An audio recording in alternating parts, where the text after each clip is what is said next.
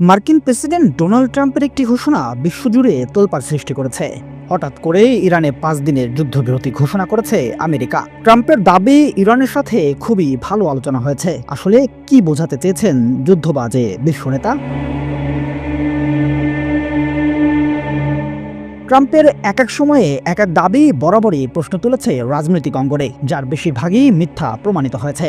দেশটির মিডিয়াগুলো ফলাও করে সেসব মিথ্যা প্রোপাগান্ডা ছড়ালেও প্রকৃত যুদ্ধাবস্থা বলছে ভিন্ন কথা। যে ক্ষতি ইসরায়েল আমেরিকা জোটের হয়েছে তা থেকে বাঁচতে নাকি পরাজয়ের বোঝা অন্যদের ঘাড়ে চাপাতে নতুন চাল দিয়েছেন ট্রাম্প, এ প্রশ্ন যেমন বিশ্লেষকদের নজর কেড়েছে, তেমনি আরও একাধিক প্রসঙ্গ আসছে সামনে। হরমুজ প্রণালী ও অর্থনৈতিক ব্যবস্থা ধ্বংসের পর ন্যাটো জোট সহ মধ্যপ্রাচ্য, এশীয়, ইউরোপীয় মিত্রগুলোর মুখ ফিরিয়ে নেওয়া কি ট্রাম্প নেতানিয়াহুকে যুদ্ধবন্ধে বাধ্য করছে, নাকি নতুন নতুন ক্ষেপণাস্ত্র আর মিসাইলের উপর্যুপরি হামলায় ক্লান্ত হয়ে পড়েছে সাম্রাজ্যবাদীরা?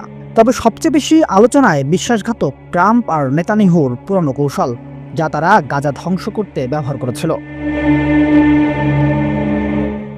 ইরানি মিসাইল ঠেকাতে ইন্টারসেপ্টরের অভাব, মধ্যপ্রাচ্যের থার্ড আয়রন ডোম ধ্বংসসহ অন্যান্য রাডার ও প্রতিরক্ষা ব্যবস্থা ধ্বংস, অন্তত ১৫টি অত্যাধুনিক F-35, F-15 জ্বালানি রিফুয়েলিং বিমান ধ্বংস, মার্কিন ও ইসরায়েলিদের সামরিক স্থাপনা ধ্বংস, একেবারেই দম ছাড়তে পারছে না দখলদার জোট।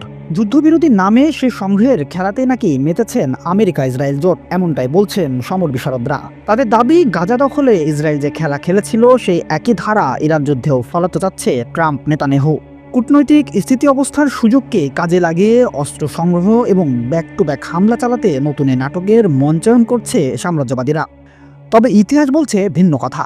বিগত শতাব্দী জুড়েই মিথ্যা, প্রতারণা, নোংরা কূটনীতি চালে বিশ্বব্যাপী দখল আত্রাসের রাজত্ব করে চলেছে মার্কিন ইহুদি জোট, যা মধ্যপ্রাচ্য ছাড়িয়ে পুরো বিশ্বের জন্যই হুমকি হয়ে উঠেছে। সুবর্ণভূমি ডেস্ক, যশোর।